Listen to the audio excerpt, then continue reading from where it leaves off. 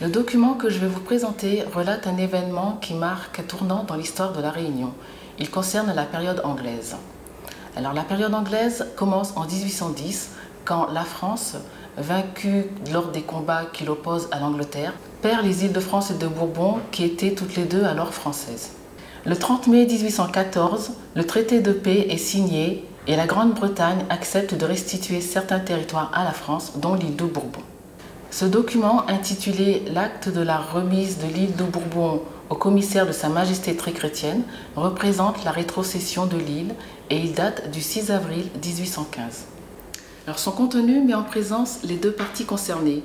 D'un côté, les Français, avec notamment le nouveau gouverneur de l'île Bourbon, Bouvet-Delosier, commissaire du roi de France, et de l'autre côté, les Anglais, dont le secrétaire en chef du gouvernement des îles de France et de Bourbon, un dénommé Telfair, représentant du roi de Grande-Bretagne.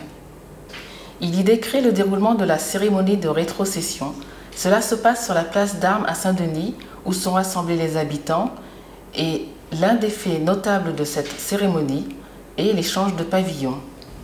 Le pavillon anglais est baissé et remis aux troupes anglaises, et le pavillon français est hissé aux acclamations de « Vive le roi, vive les Bourbons ».